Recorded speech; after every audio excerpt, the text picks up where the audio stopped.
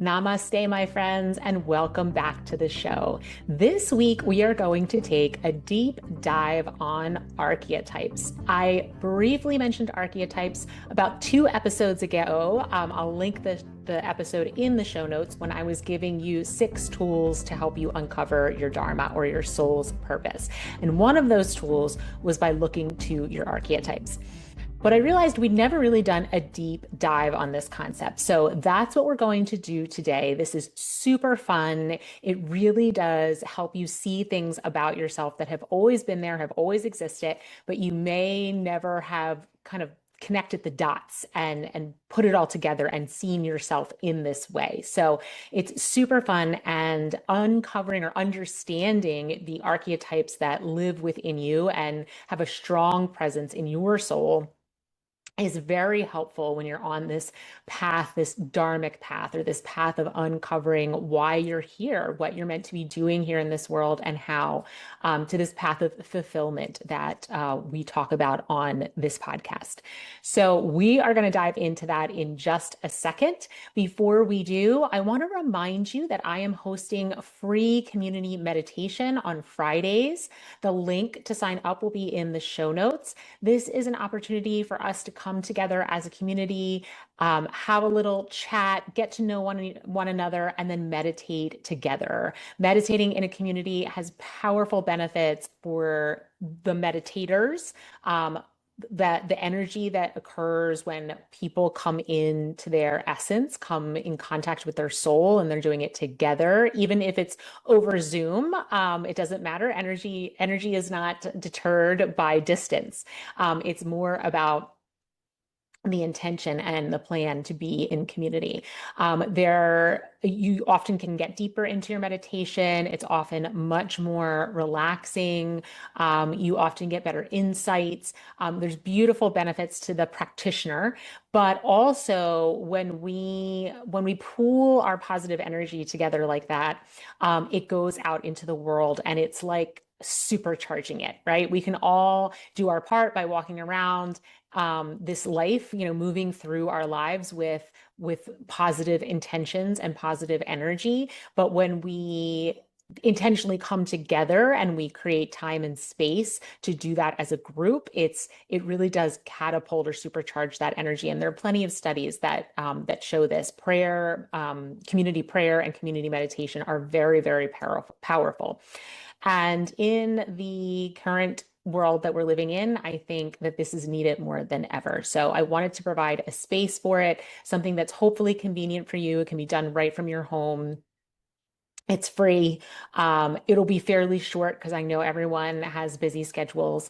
So head over to the link in my show notes, check it out. The dates and times are listed there, and sign up and join us for just 15 to 20 minutes of intentional peacemaking. All right, my friends, and now on to the show. Okay, so archetypes, they have been around since the beginning of time. And there are many different systems that use the concept of archetypes, systems that you'd probably be familiar with, like the Myers-Briggs, Enneagram. I don't know if you've heard of doshas. That's another episode that I'll be doing sometime in the future, but that is more along the lines of Vedic or yogic philosophy. Even Jungian psychology talks about a concept like the archetype. So this is a concept that is very well known in various disciplines, but it's not something that we really grow up learning about or understanding. But it can be so helpful in your life in understanding yourself, because the archetypes reveal parts of us that have always existed, but we may never have exactly put them into words or clearly understood these characteristics about ourselves, or even understood the pitfalls of those characteristics, because each archetype kind of has its own Achilles heel, where if we aren't careful, we can go too far in that direction and actually cause problems in our lives. So we're going to talk about that as well. We choose to embody our archetypes before we incarnate into our body. So when we're still out there in the energetic universal consciousness, we decide which qualities or which archetypes that we are going to embody in this lifetime. And they help us to excel at the things that we need to excel at to fulfill our dharma. So it's not random, it's not by accident, right? Our soul comes here with a plan, with an agenda. It knows it has a purpose to fulfill, and it knows by having certain qualities and characteristics and mindsets and talents that it will be able to fulfill that mission, that soul mission. So we take on these characteristics so that we can do that. There are nine, we're going to talk about nine main archetypes today. And we actually have every one of those within us, but you're going to come to see that we usually have somewhere between one and three that are pretty dominant.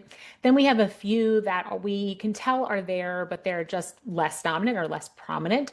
And others we may feel like are not part of our makeup at all, or they were part of our makeup, but something in us has shifted and we no longer feel aligned with that archetype. So, and that can happen, right? We can need an archetype for a certain period in our lives. And then as we move through that and we elevate, we maybe no longer need that particular archetype and it doesn't really live within us anymore or live within us in a significant amount. But on the flip side, we can feel like a certain archetype does not live within us, in our energetic field. But then something in life changes, and all of a sudden that archetype rises up. And I'm going to give you examples of all of these, but just to keep that in mind. And I want to circle back and just say, so we have this soul mission when we come here, and we do choose the archetypes that are going to help us to fulfill that soul mission, that are going to give us the skills, the talents, the gifts, the mindsets, all of the things that we need. And that often means that when we are living in our dharma, we're living a dharmic life. As I mentioned, there's two ways to talk about it. If you're living a dharmic life, then you're living in your soul's purpose. If you're living a dharmic, you're living outside of the stream of your soul's purpose. So if you are living a dharmic life, then you're going to notice that certain things just come easily and naturally to you. That's when you're in your dharma. You don't have to struggle or strive or grip or work yourself to the bone. It just seems like certain things come naturally. We all have those things that just seem to come naturally to us. But we often discount these things because we have been enculturated to believe that if we aren't toiling and sweating and striving and working, that it's probably not that important, or it's probably not really worth our time or worthy or important or a means to success, right? We have these kind of running narratives in our minds and bodies that often encourage us to discount what comes so naturally to us as being valuable and important. So I want you to keep that in mind as we go through these descriptions of the different archetypes and you're starting to see which ones feel really aligned for you. I want you to think about, have I discounted that in my life? Have I felt like, well, that's really not that important, or not that necessary, or not that valuable because it came so easily to me? And I was always looking for the harder path. My daughter right now is, she's applying to college.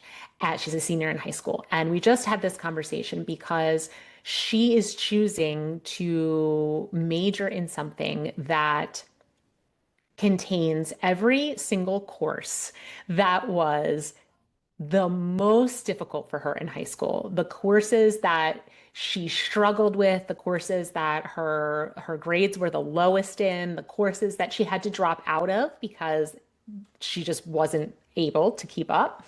And she's now choosing to pick a major that will require her to go and take all of those same types of courses. And I asked her why she was choosing to do that versus choosing to go into something that felt easier. And I think easy, maybe it's like a dirty word in our culture. I almost think that the word easy somehow implies laziness, uh, lack of effort, but that's not what easy means. Easy means that it is in alignment with who you really are. That's why it's easy. And so, being 17, she didn't have a great answer for me other than she just thought it was fun. She thought these classes were challenging and she liked kind of the mental gymnastics that are required for her to do the coursework. And she didn't have much of an explanation beyond that. But I hope that that conversation that I had with her will help her reflect as she moves on her journey about where she's really meant to be versus where maybe she is deciding to go because it seems more important or it seems better or it seems more valuable. So just keeping that in mind as we move forward. Okay, so the Dharma archetypes are universal expressions of the soul. What does that mean? That means that these archetypes are expressed throughout the world from the beginning of time, regardless of gender, age, culture, religion, or any other factors. Okay, they are universal, meaning they exist everywhere without exception. But each of us, as I mentioned, aren't going to express all nine of them um, with the same intensity, right? We're going to have, as I mentioned, a few that are going to really show up for us, really feel aligned for us. And then we might pull those others out at times in our lives when we need them, and then they may settle back into the background of our archetype landscape. I like to use the example here of our own bodies. So we all have hair, we all have skin, we all have eye color, right? These are universal. When I talk about things that are, a universal archetype, these are universal characteristics of being a human being inside of a body. We have hair, we have skin, we have eyes. But while we all have each one of these things, the way that those things are expressed is very, very different from person to person, right? You can have straight hair, curly hair, thick hair, thin hair, blonde hair, brown hair, on and it goes, right? So those are the archetypes, right? There's only so many different kinds and colors and textures of hair. Those are the universal archetypes. We each have a dominant expression of our own hair, right? My own hair, the dominant expression is that it's thick, dark, and curly, right? Those are my three archetypes of the universal expression of being human and having hair. So same concept applies here. Okay, so we are also another way to kind of understand this is that we may be drawn, we might feel inexplicably drawn to certain people, activities, work, hobbies, animals, mythological creatures, parts of nature, right?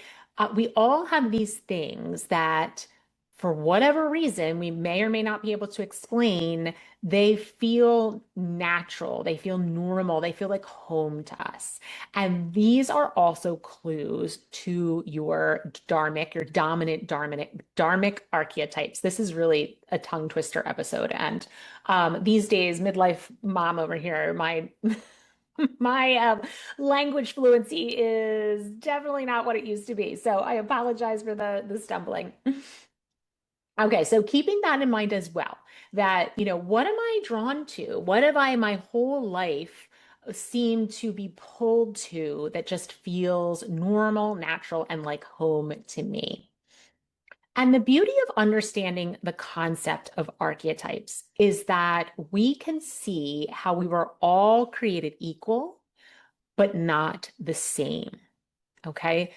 And that was intentional. That was part of the intelligent design of the universe because the world doesn't need us all to be the same. The world needs balance, right? It needs a balance of energetic types, of talents, of skills, of interests, of gifts.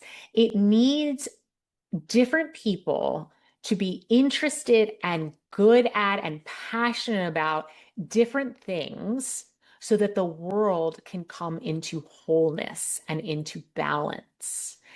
And many of us were taught to believe that certain things are valuable and certain things are not. Growing up, if you are good in school, that is valuable, right? If you can get straight A's on your report card. If you're a star athlete, that is valuable.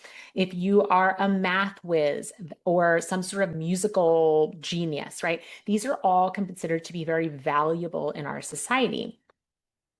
And if you didn't possess one or more of these qualities, I'm only giving you a few examples, then somehow you were less than those people that did, right? Less valuable, less important, less intelligent, less impactful, right? There's some way it is implied that you are less than. But what the archetypes really help us to see and understand is that we are all meant to be good at something different, and that your gifts, whatever they are needed to create wholeness and balance in this web of life. So you never need to feel inadequate in any way because you were designed to fill a particular gap or hole in cosmic consciousness. And your only job is to fill that particular hole in your particular way. And once you understand not only what that is, but how you can do it, that's when your soul really feels at peace and in alignment and impactful and purposeful and fulfilled, right? That's what fulfillment feels like. And just in case you haven't listened to other episodes, I will link some of the other Dharma episodes in the show notes so you can go back and listen if you haven't heard me speak on Dharma before. I am not talking about a job title. I am not talking about a role you play in your life. I'm not talking about how many people are impacted by what you do. This is what needs to be brought forth from within you. That's what I'm talking about when I'm talking about your Dharma. Your Dharma is an equation. It is your essence, the essence of who you are, plus how you want to express that essence. Okay, the essence of who you are, plus how you want to express that essence. The essence part never changes. The expression will change over time. And the expression is not confined to a job title or to a particular role or to a particular hobby or really any activity. It is the way you engage in all things in your life. It is how you bring forth what is within you, this burning fire that is within you, how you bring it forth into the world. Your creative expression, your own unique creative expression of your soul. That is what your Dharma is. Now, that can turn into a job. That can be the way that you parent. That can be the way you are in relationship with friends, with families, with family, with coworkers, with people you just meet on the street, right? That can be through volunteer activities, or it can be 100% by yourself, something that you just need to bring forth from within you that you do alone, right? It is not confined to the typical boxes that society likes to put things in, right? So this understanding of your archetype is really an understanding of your essence. That's what archetypes help us to understand. We get to understand what is our essence, right? What are some of the characteristics or qualities of my essence? So I can then figure out how I want to express that essence in the world, right? How I want to offer my essence, because that's what you're doing. You're offering your essence in service to yourself because it's deeply fulfilling. And in some way, I promise you, even if you're doing it alone in your garage or in your bedroom or in your office, it will impact the world. It will be of service to the world. If you are in the stream of your own essence, your own higher self, you will be positively impacting the world. So, as I mentioned, we are all a combination of these archetypes. I am going to go through each one of them, and we're going to talk about kind of a general description of each one and then the likely kind of pitfalls that each one can fall into. As you are listening to what I'm saying, you may experience different things. You might experience different emotions, and sometimes they can be positive emotions like a sense of excitement or a sense of deep knowing or almost like a physical relaxation in the body, like a deep exhale. But they also can be things like fear because sometimes when we recognize something about ourselves, yes, that's amazing and it's exciting, but it's also a little bit scary if we haven't been expressing it, right? Because once we recognize it, we really feel called to step into it.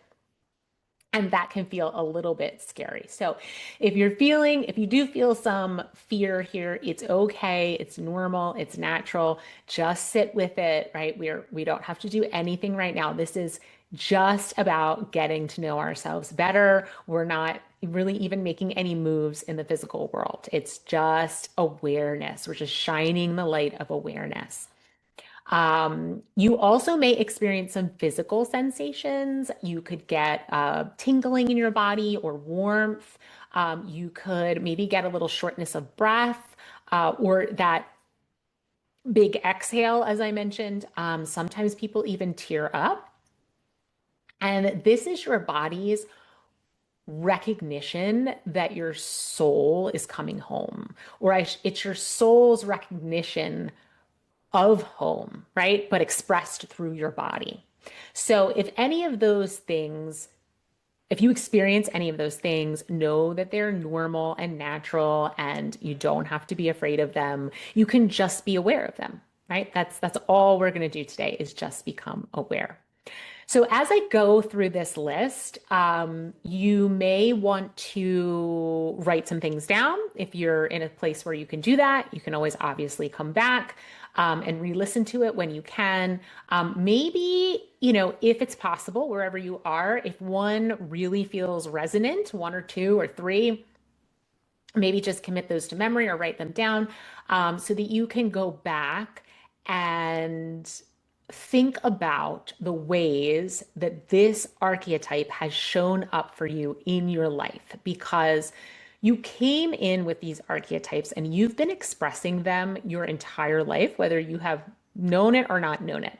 But once we become aware, right, we shine the flashlight of awareness on ourselves and on who we truly are, we often can then look in the rearview mirror of our lives and start to see how we actually have been doing this all along. And not only does that give us a sense of knowing that this is right, that we're on the right path, that this feels in alignment with our soul.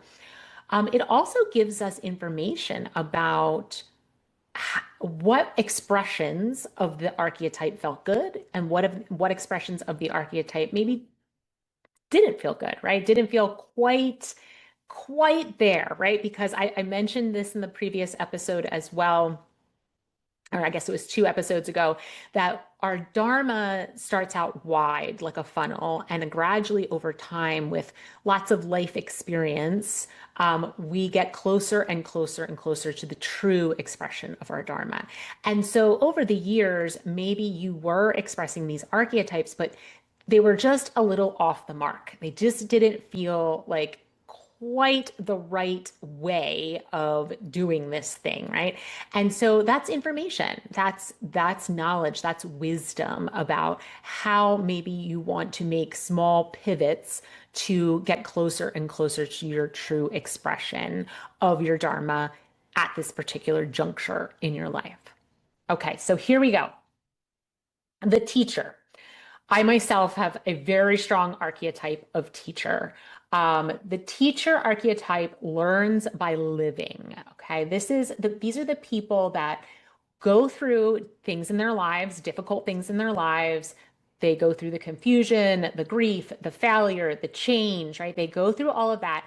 And as they're going through it, they pay attention and they start to see patterns emerge and they learn lessons, right? So I've been telling you guys this since the beginning of this podcast. One of my greatest teachers is chronic migraine. I developed chronic migraine 12 years ago. It has been one of the biggest challenges in my life. It has also been one of my greatest teachers.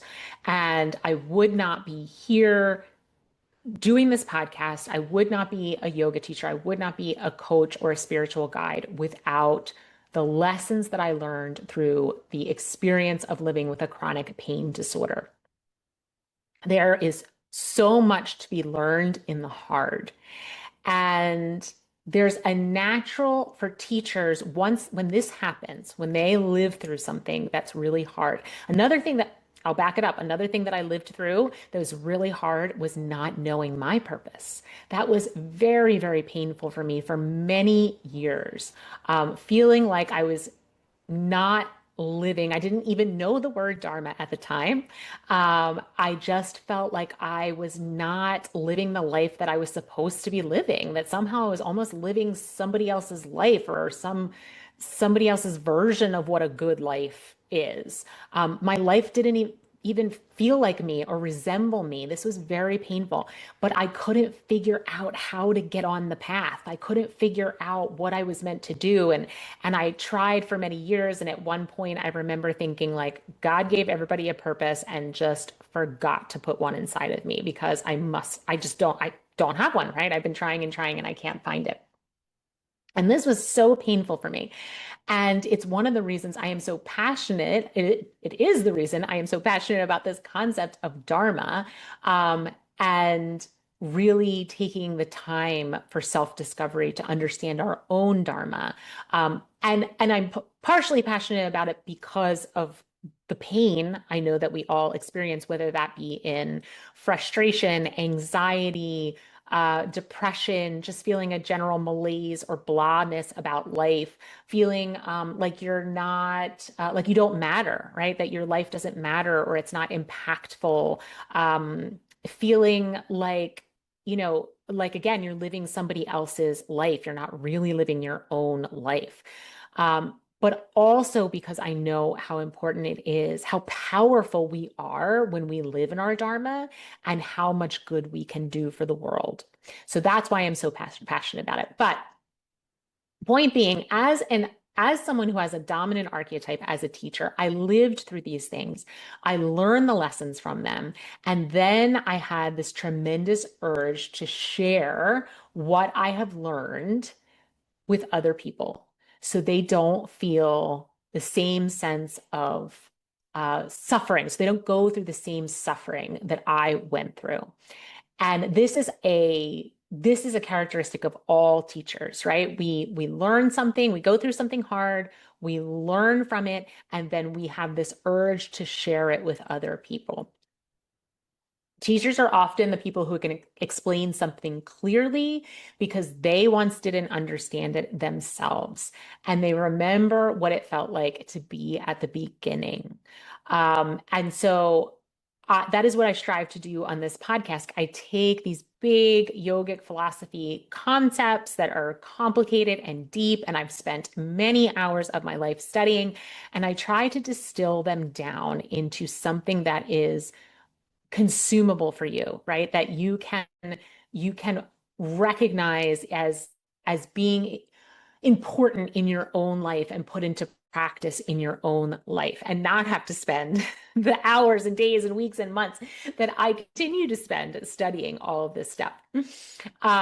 Teachers are good at naming what's happening, putting words to experiences and helping others to orient themselves. But the challenge that many teachers face is they can rush to want to share their knowledge with people who really aren't ready or interested, right?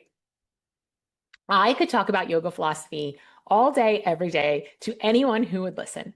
But there's really only a select group of people who are interested in what I have to say. And so it's very important for me to be mindful of that, or else I come off sounding preachy and lecturing and overbearing. And it doesn't serve anyone, right? Because the people who are not interested are not interested, and that's where they are in their journey, and that's okay.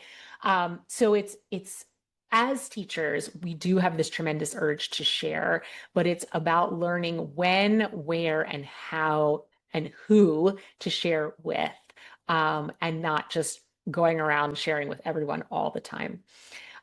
Teachers can also feel the pressure to always be wise, to always have the answers, right? Kind of comes in with the word teacher, right? You just feel like, oh, that word, the connotation of that word is that you know the answers to everything. And I can tell you, we do not. Teacher archetypes absolutely do not. I am learning every single day. I often have to learn the same lesson over and over, but there can be that shadow of being a teacher is to feel that pressure of having to always have the answers. All right, well-known example of a teacher archetype is someone I've mentioned on this podcast many times, is my first spiritual teacher before I even knew that what that was, and that is Oprah Winfrey. She consistently reflects on lived experiences, hers and others, people she's interviewed, and she helps people extract meaning, right? That's what she does. She helps people extract meaning from the things that have happened in her life and that have happened in others' lives. Everyday examples of teachers are obviously school teachers, yoga teachers, coaches, mentors. As a parent, right? We can be in this teacher role. Um, and teachers speak primarily from experience and not from authority. So I hope you can all, with each one of these, I hope I'm giving a clear enough example. And if you have any questions or confusions about any one of these, especially if you think, I think maybe I'm that one, but I'm not quite sure, send me a message. Instagram, Substack, email, right? We can get into the weeds a little bit deeper. Okay, the next one is the nurturer. Nurturers are just naturally attuned to other people. They notice all the like small signals that people put out, body language, energetic shifts. They're often the first to check in with people, to bring them food, to offer them help, to sit quietly with someone who's struggling, right? These are almost like the helpers, but they have this quality of this kind of healing through presence quality. They regulate others just by their presence. Because people feel calmer around them, they feel seen around them, they feel like they can be themselves around them. And nurturers don't usually think of this as a gift. Here's one of these great examples of what is something maybe that you have, a gift that you haven't recognized as a gift because society at large hasn't told you that it is a gift, right? It just nurtures just it feels normal for them to care, to do these things, to be the one, reaching out and being really super present for other people. The challenge for nurturers is that they often ignore their own limits and they can overextend themselves and they can have trouble setting boundaries. And then as a result, they can start feeling resentful or they can just simply like go into burnout. They can just collapse from exhaustion because they are giving to others and they don't ask for help or they don't say no when they really need to say no for their own self-preservation. A well-known example of a nurturer is Dolly Parton.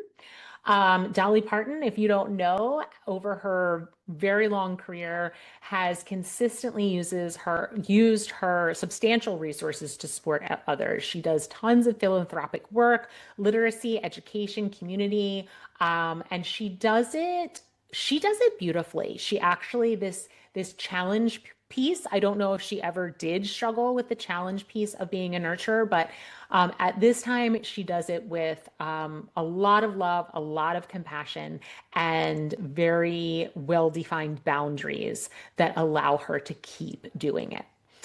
Everyday examples of this, the friends and family members who quietly hold everyone together, right? I'm sure we all can think of people in our lives who, when you're just having a rough day, that's the person that you call. When you're sick, that's the person who's texting, calling, showing up, saying, "What can I do?" And they actually do it. They follow through and do it. Or they don't even ask, they just do it. Um, but you also may recognize some of these people in your lives, or maybe yourself, who that this is who they are, but they rarely themselves will admit when they're overwhelmed and they need help. Okay, next one. I need a sip of water, guys. Sorry. The visionary. Okay, visionaries think in systems and possibilities. So these are your big picture thinkers. Um, they can see a reality that doesn't yet exist. And they often see it with tremendous clarity. It is as though it's as though it already exists, right? Because in their minds, it does, even though it hasn't been brought into the 3D reality. So when we think about the concept of manifestation, and we often talk about visualizing this future thing that you want to manifest and pull towards you, these are our visionaries. Okay. We can all do that on our own. Well, we can all do that for ourselves, right? In our own ecosystem of self. But visionaries do that for societies, for cultures, for the world, right? They're big picture visionaries. They look or they notice what isn't working and they imagine alternatives.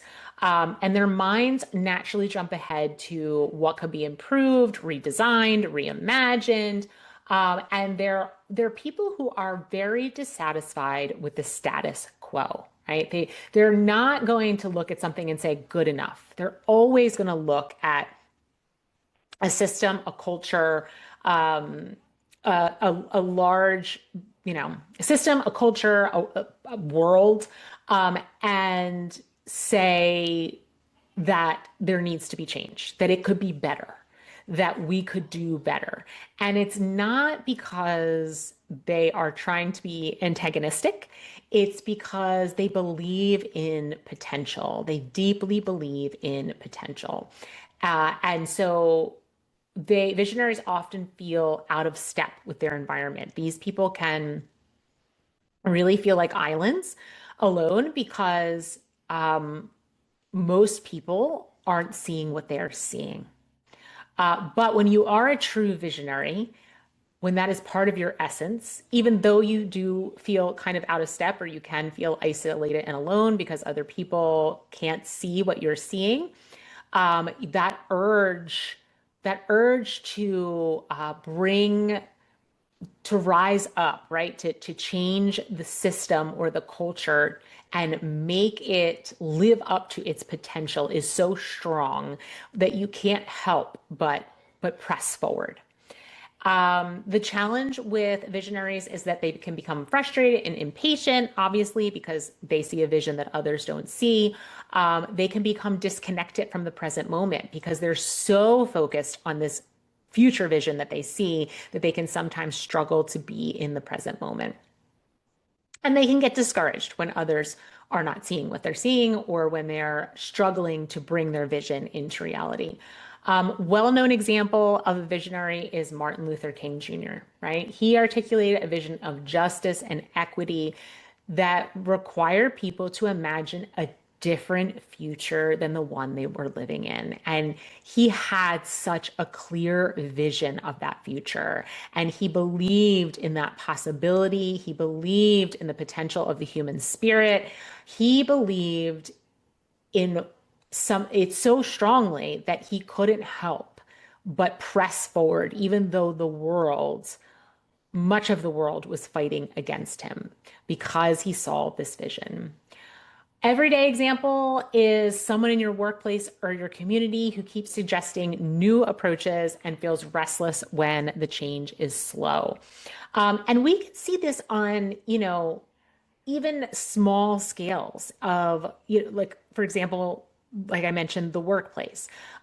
Maybe you have that person at the workplace who's always like, but we could do this, but we could do this. And everybody else is like, oh my God, why do we have to keep changing, right? Why do you have to keep changing everything? Like, just let it be. Everybody knows how the system works and it's fine. There's nothing wrong with it.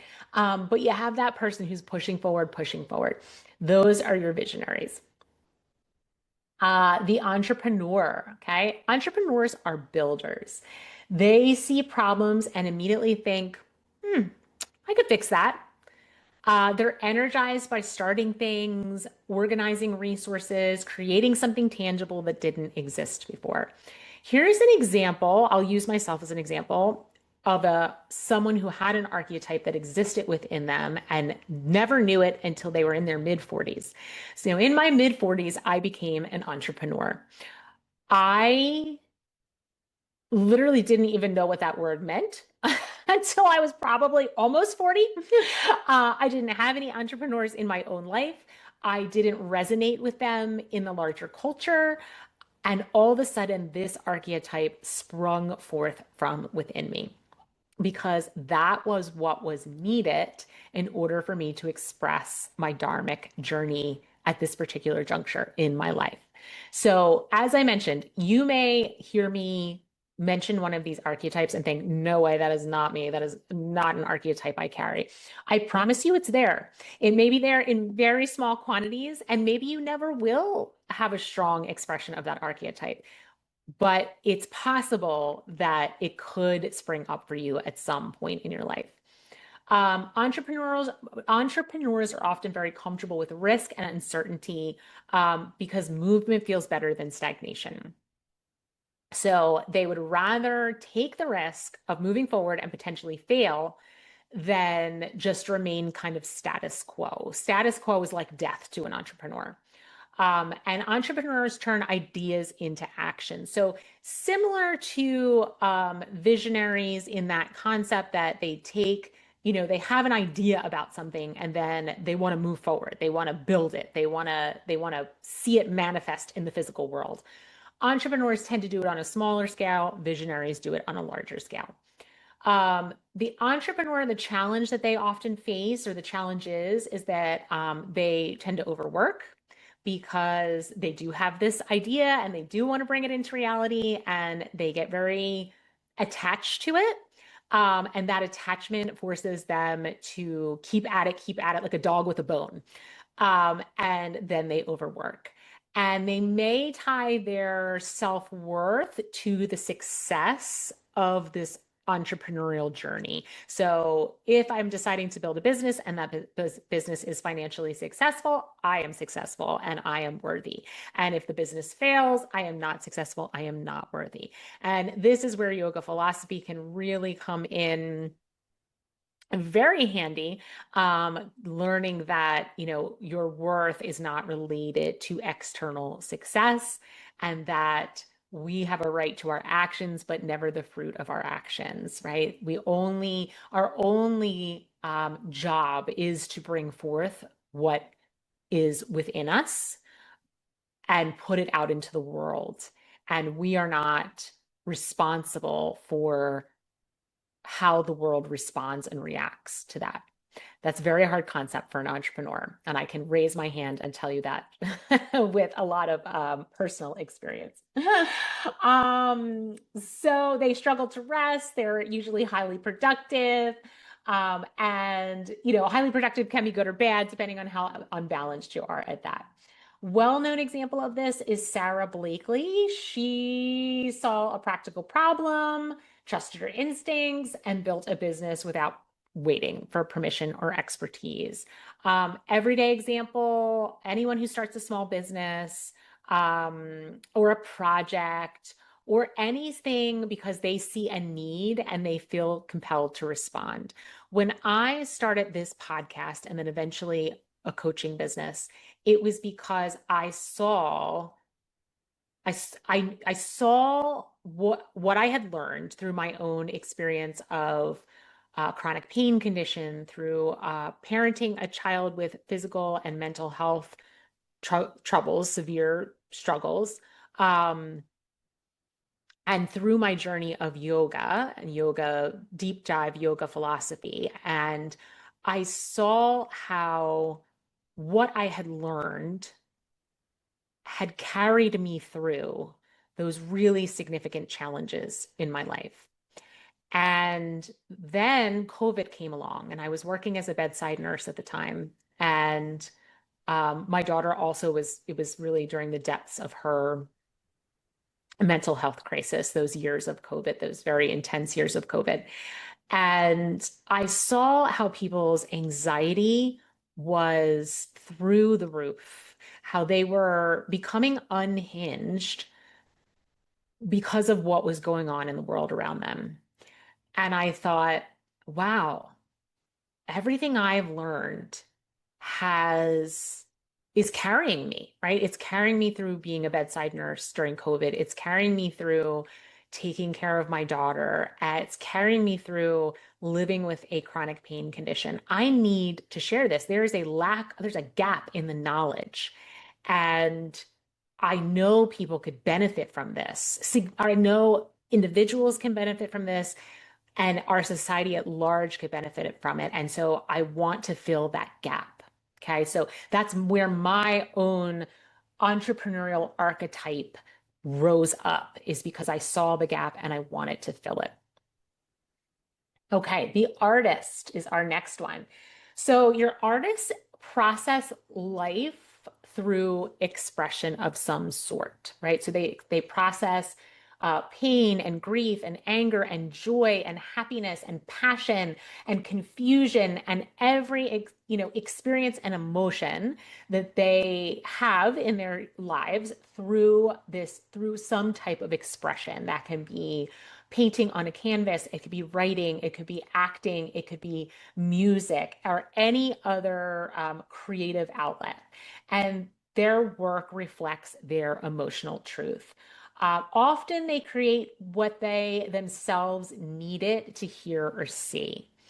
And this is what I mean when I say, our Dharma is for ourselves, but it's also for the world. So an artist will create what has to come out of them, right? It has to come out, and it comes out in one of those creative outlets. But then in the process, if they choose to share that in the world in some way, then we all benefit, right? We all benefit from the music that touches our soul, or for that work of art that just pierces, or for that writing that brings us to tears. The work is in service to their own soul first, and then it ripples out to others. It's a form of regulation as well. So creatives, this is how they regulate their nervous systems because it's their way of releasing or processing all of these emotions. Significant challenges with artists are self-doubt and inconsistencies. Artists often struggle with discipline, and that's actually related to a common dosha, which we will get into in another episode. But they often struggle with the discipline of showing up day after day after day after day, because they often only feel like they want to express when they feel that strong emotion or that strong pull. They have a fear of being seen, right? This is very vulnerable. We're taking some of the most vulnerable parts of ourselves, and we're putting them into something that can be experienced by other people. And that feels like you're standing up on a stage naked. And so their fear of being seen is a pretty big challenge. And artists also tend to fall into that bucket of people who believe that their work is not essential or not practical or not important or valuable, right? They're the people who are maybe downplaying what their gift has to offer to the world. Well-known example is really any musical professional. I'll use Adele as an example. I love Adele. She channels her personal experiences, all of them, the good and the bad, the love, the loss, the vulnerability, into music that resonates because it's emotionally honest, right? And she's doing it because she has to. She has to bring forth what is within her because that is the expression of her essence. That is her dharma. And then we all benefit from listening to it. So anyone who writes, who sings, who paints, who does pottery, who creates beautiful meals, really any form of creation, um, or everyday examples of this artist archetype. Okay, our next one here is the researcher. The researchers are driven by understanding. My husband is a researcher. They ask a lot of questions, they look for patterns, they want a lot of evidence before they form conclusions. And they just enjoy learning and often really go deep into subjects that they're interested in versus skimming them. And that's an important distinction because you may think, well, I'm not a researcher because I don't go deep on a lot of topics. But if you have particular topics that really interest you and those you go deep on, that is the archetype of a researcher. They value accuracy, nuance, and clarity, and they have the challenge. Their primary challenge is that they can get stuck in an analysis, and so instead of ever moving forward or making a decision, they just want more and more and more information, more evidence, more numbers, more research, and they may hesitate to act or to share the information that they've learned, or even to trust their own intuition because they kind of understand that there's an infinite amount of knowledge out there, and as much as they know, it's only a fraction of what could be known, and so it gives them analysis paralysis, if you've ever heard that expression, where they can't seem to move forward, and that is what can happen to a researcher. They want to wait until they feel really ready, until they're really sure, until they have definite knowledge, but sometimes they get stuck, and the information that they have obtained that can be really useful, even though maybe there's more to learn, they don't share because of that. Well-known examples of a researcher would be Brene Brown. She's combined academic research with storytelling, and she's very well known for her work on vulnerability. And that work is entirely research based. But then she uses storytelling to bring clarity to the information that she's sharing, as well as emotional resonance. And I think that's why she is such a popular researcher, because she doesn't just give you numbers and data. She links it to our real life experiences, and she does it in a way that feels engaging, and memorable, and not like just numbers. So I love Brown. Everyday examples, like you may be a researcher if you love to read extensively, if you love learning, if you enjoy playing around with how things work, like if you're one of those people who wants to understand the mechanics behind something, then you may be a researcher. I actually have a pretty prominent researcher aspect archetype to myself as well.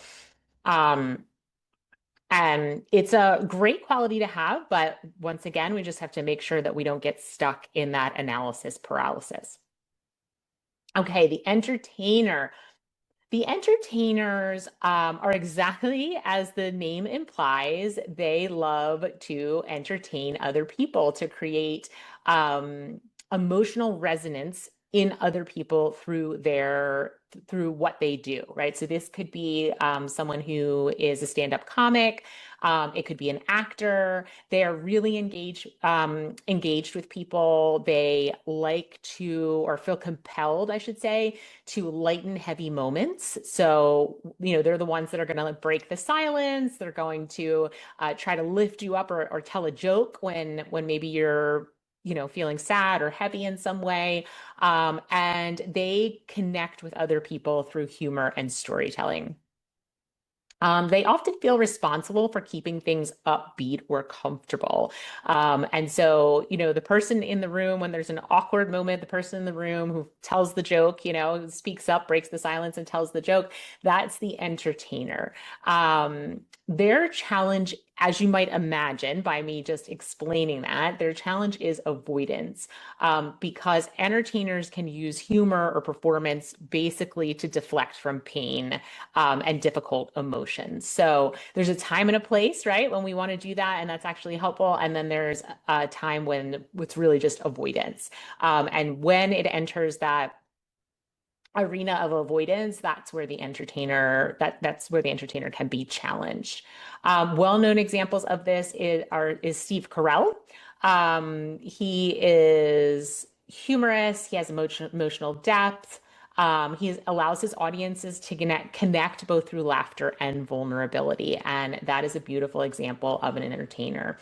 But everyday examples are the people who just bring levity to tense situations, but also people who help you to relax, or people who make you laugh, or people who are not only storytellers, but they do it in such an entertaining way, right? They're not just telling you a story. They're so engaging that you feel like you're in the story. Someone who likes to perform magic tricks or likes to read poetry aloud, like these are all entertainers. The activist. So a lot of activist archetypes are probably really being activated right now in our current political climate. They are very sensitive to injustice and they feel very, very compelled to respond to that injustice. While others may feel, sad or frustrated or scared or even angry, the activist funnels all of those challenging emotions into fighting against the injustice. They're really motivated by fairness, by ethics, and a concern for the collective. And they often speak up when something feels wrong, even if it's very uncomfortable for them to do so. They're less interested in creating harmony in a group, whether that be in the family or in the workplace or in the culture at large, than they are in integrity, keeping the group in integrity. And so activists can be challenged because this type of work or this type of impulse, wherever you're doing it, whether you're doing it, like I said, at home, at work, and in the culture at large, um, often means going against the grain. It often means speaking up in uncomfortable situations. It often means fighting for things you think are right, even though maybe you feel like people aren't listening or people are intentionally going against what you believe is to be right. And so their challenge can come in from feeling burnt out and getting stuck in an anger spiral.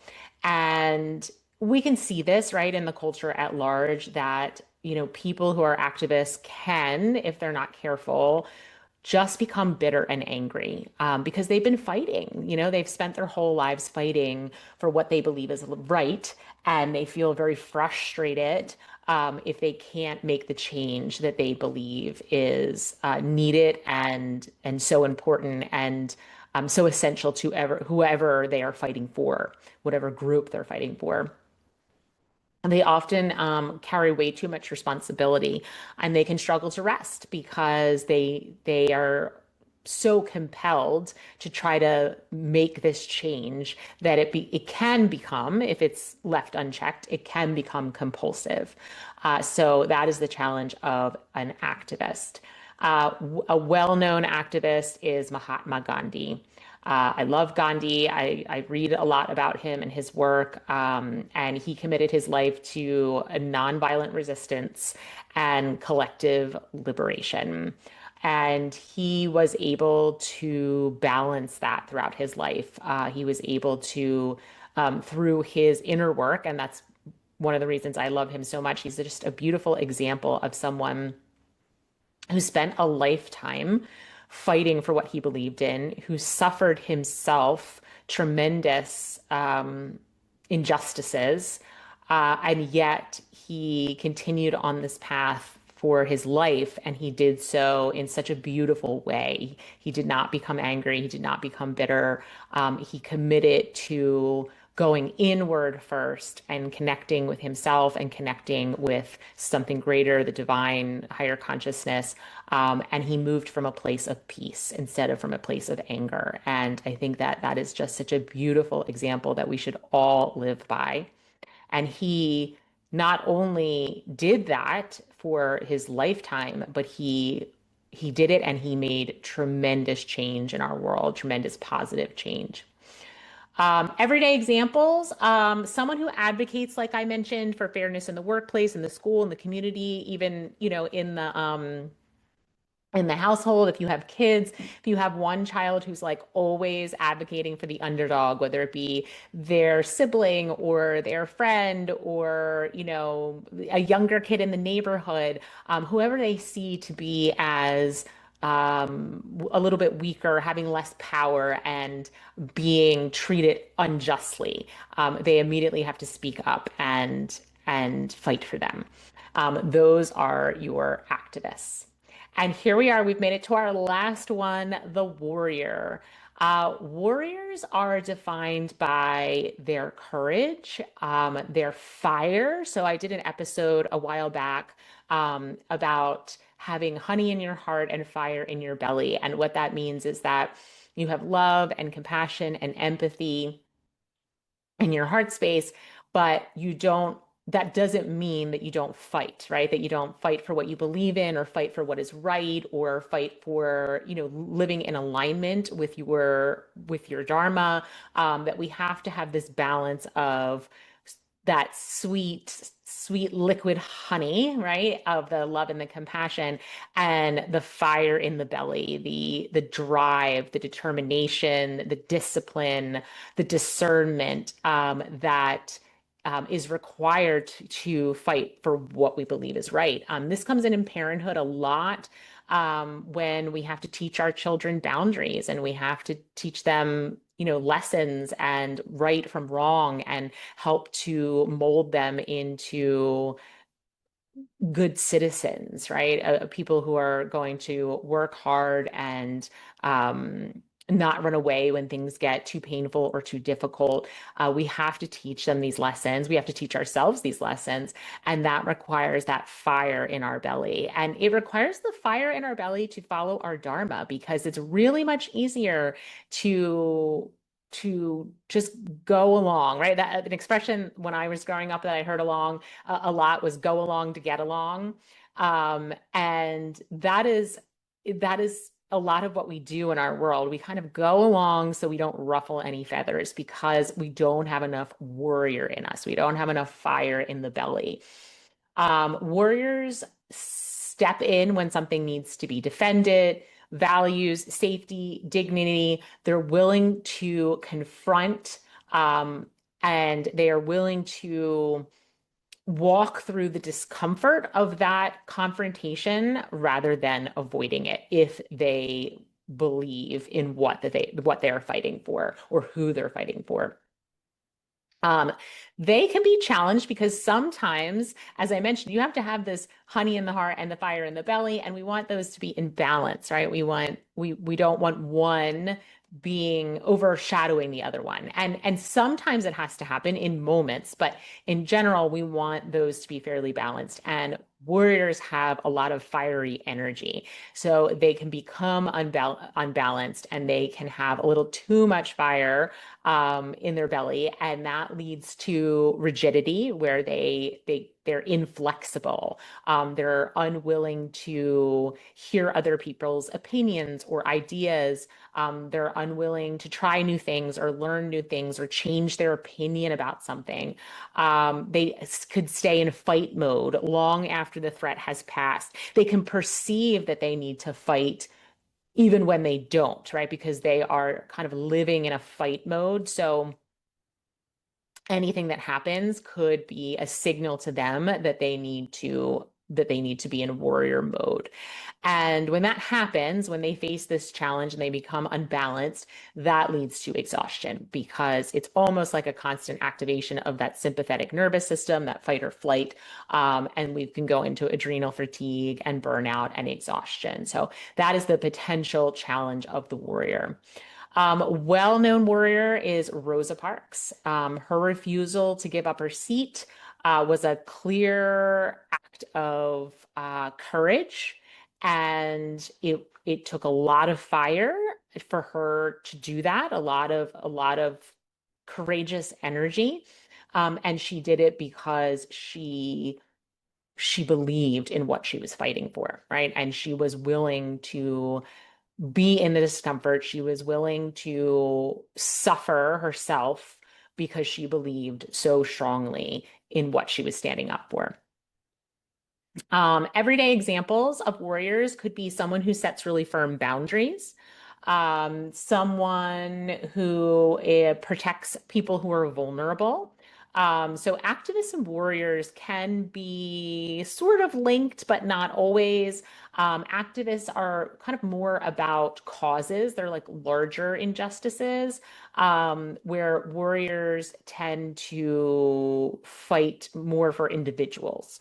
Um, as I mentioned, will protect someone who is vulnerable. They'll also really stand up for what they believe in, though, on a personal level, and they will kind of fight to the death. They can fight to the death, as the name warrior implies, to be heard and to have other people understand their point of view. I am married to a warrior, so it's this energy is a very, very powerful energy, and it needs to be used wisely. The sword of a warrior needs to be used like a scalpel and not like a lawnmower. And so that is where a balanced warrior versus an imbalanced warrior. Okay, so we have gone through all 9 of these archetypes, and I probably should have mentioned, I'm so sorry I didn't mention in the beginning, that I took these from Sahara Rose's book, Discover Your Dharma. I mentioned there are many different systems that use the concept of archetype. They're all fairly similar. There's a lot of similarities amongst them, and they have some differences. So for today's episode, I used these 9 that came from her book. But if you look up, as I mentioned, like Jungian archetypes or even Myers-Briggs or Enneagram, you're going to see the same themes coming through. They just might have different names. And so the names I chose are from that book. So I hope that you started to recognize yourself in some of these descriptions that I was giving, and maybe you were able to pinpoint anywhere between 1 and 3 that you felt really connected to and really aligned with. And in that connection, you may have noticed that maybe you suffer one or more of the challenges of that particular archetype. And that's really beautiful information also, because these are all, as I mentioned at the top of the episode, these are all wonderful archetypes. There's not one of them that is more important than the other. Each one is needed in our world for different things to bring our world into wholeness and into balance. But in order to be the most impactful, effective version of your archetypes, we need to recognize when we have leaned in too hard, right? When we're experiencing some of the challenges that each of these archetypes can experience. And then once we can bring awareness to that, we can see, okay, I'm a caretaker, I'm a nurturer, right? And I love what I do, and I recognize it's a beautiful gift, but I also recognize that I'm a nurturer who can feel resentful because I don't set boundaries, and then I feel like people are taking advantage of me and I get exhausted, right? Once you see that, then that becomes no longer a character flaw. It becomes just awareness that this is the challenge of this energy type, this archetype, and that you can put parameters in place to help you come back into balance, to be a balanced nurturer, and one who is really, really effective at using their gifts in service to others. And that's what we're talking about when I say come into balance. We want you to be the most effective, if it's nurturer, visionary, teacher, whatever your archetype is, that you can be.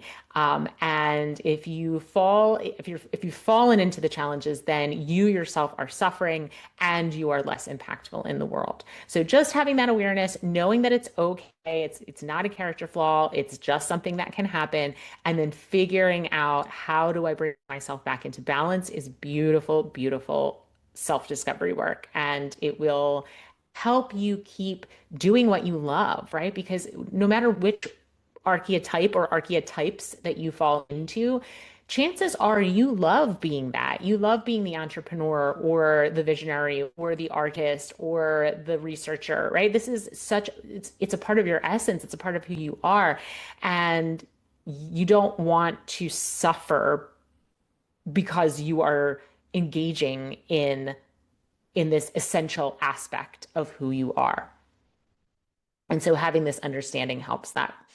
Okay, my friends, go write down the top 1 to 3, then go look at your life, take a little, a little rear view look at your life and see where maybe these archetypes have shown up since childhood, moving all the way up to present day. And then think about when you see where they've shown up, think about what you really enjoyed about that, what you maybe didn't enjoy about it, if you think you would still enjoy it, and use that as a guide moving forward when you are trying to live a dharmic life and you're trying to figure out why you're here and what you're meant to do. And how you're meant to do it and who you're meant to serve and what's going to bring you joy and fulfillment and peace and flow. Use these as a guide. And if you want further guidance on this, book a clarity call using the link in my show notes or heading over to my website at katiefreeness.com. I'd love to hear any insights that came up for you during this episode. So shoot me an email, message me on social media. I have all my stuff in the show notes. So you'll have plenty of ways to find me. All right, my friends, I love you so much. Have a wonderful week.